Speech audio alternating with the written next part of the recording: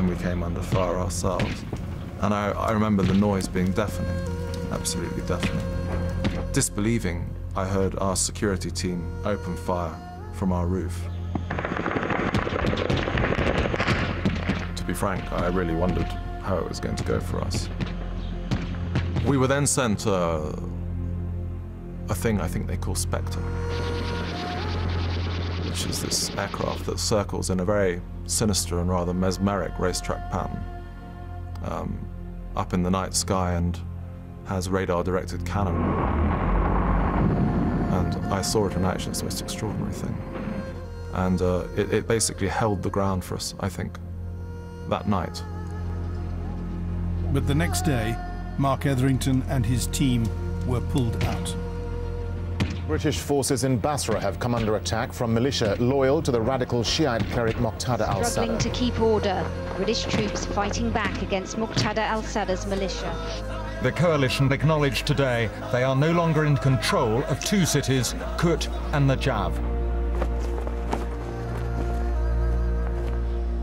2 weeks later, the Americans seized back Kut, and Mark Etherington returned to his office.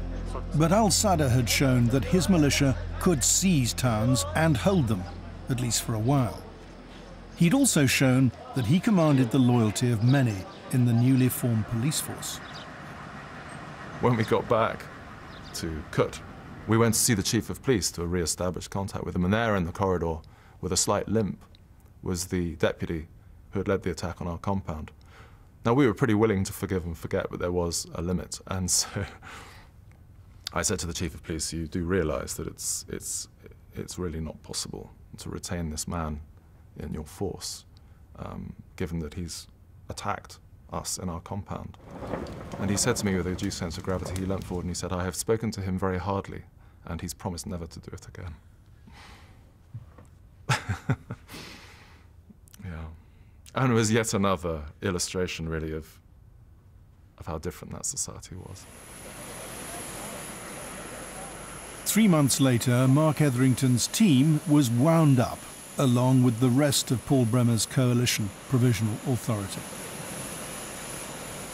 Bremer's administration is often written up in Britain as a failure.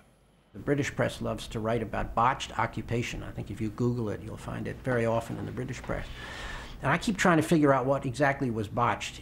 We gave them a political constitution and a path towards elections. We gave them an independent judiciary. We gave them an electoral law, and so forth and so on. Political situation was in place. What about the economy? When I left, the economy grew in 2004 by 43%. So I would say we restored 240 out of 400 schools in the province, all the clinics and hospitals, created 6,000 jobs, held various sorts of representational elections, set up governance structures, trained. But the fundamental problem was we were not actually creating a functioning state. Kaylin, Tabby, Kaylin. Britain and America had assumed before the invasion that they'd be able to train up Iraq's security forces to take over within 3 years.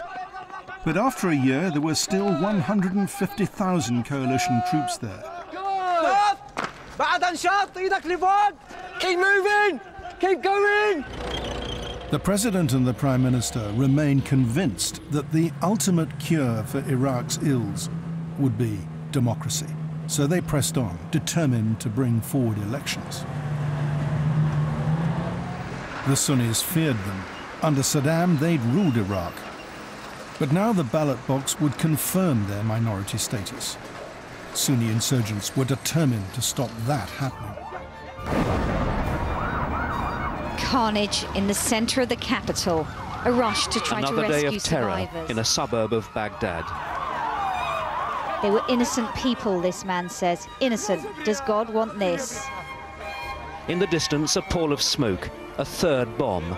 34 of those who died today were children. The Americans took the war to the city that gave the bomb makers sanctuary, Fallujah.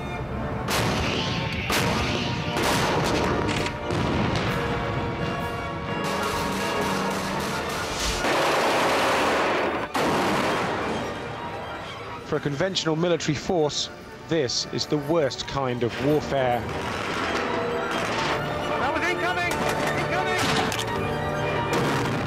really is a sense of crisis. The assault on Fallujah was meant to pacify the country ahead of nationwide elections, but the UN had warned that it could backfire. The coalition was determined not to be bombed away from the ballot box.